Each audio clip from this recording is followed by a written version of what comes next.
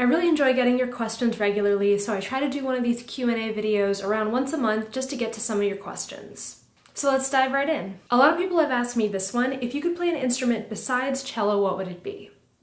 Well, I'm really happy with cello, obviously, and I guess this is sort of a half answer, but I really love the viola da gamba. And I can play it a little bit. I don't have an instrument myself right now, so I'm not currently practicing, and I can't play at a super high level, but I really love the gamba. It's such a beautiful instrument, and if you don't know about it, you should definitely Google it, look it up, listen to some repertoire from the viola da gamba.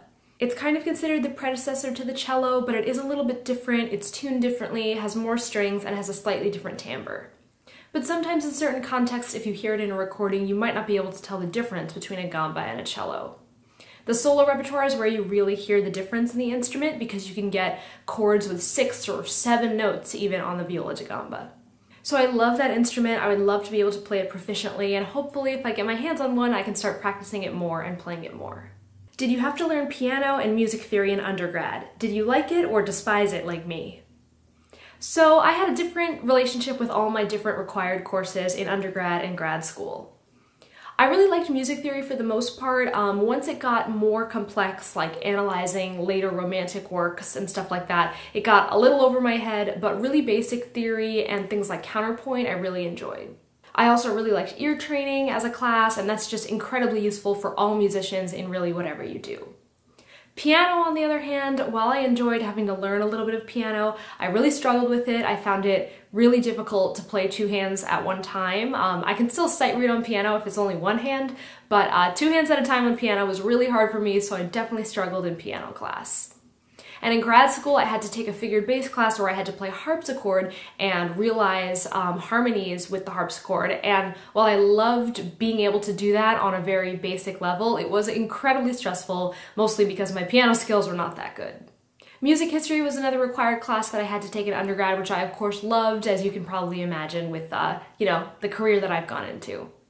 I don't think you're gonna love every required music class that you have to take in undergrad, but I do think they're all important, and I really do feel, even though piano especially was a struggle for me, I think it was really useful for me to have those classes. Have you ever hurt yourself playing the cello? So actually when I was in high school, if you don't know my story, I started kind of late. I wasn't taking private lessons on the cello until I was about 15. So I hadn't been really practicing the cello most of my life until I was a teenager. And then within about a year's time, I had decided that I wanted to be a music major, and I was preparing for college auditions. So I started practicing like crazy, multiple hours a day, playing real repertoire, and I think it was just really hard on my body. I had a lot of upper back, shoulder, and neck pain as a result, and I think this is something a lot of string players deal with because of bowing and left-hand technique and how stressful that is on the upper back and the neck and the shoulders. So I ended up having to go actually to a lot of different kinds of doctors, massage therapists, sports therapists, acupuncture. I did a lot of different things to work on it, and luckily, as I learned to take care of myself more, and most importantly stretching before and after practicing, I was able to beat those problems and now feel much healthier as a cellist. But I think anybody who's a serious musician knows that playing an instrument is really taxing on your body, so it's worth taking those preventative steps and those care steps in between to make sure that things don't get too bad. What are some of your favorite non-baroque pieces of cello repertoire? So this is kind of hard since obviously, I became a baroque cellist because it was really the baroque repertoire that spoke to me, but there are a lot of pieces of the cello repertoire that I still really enjoy hearing.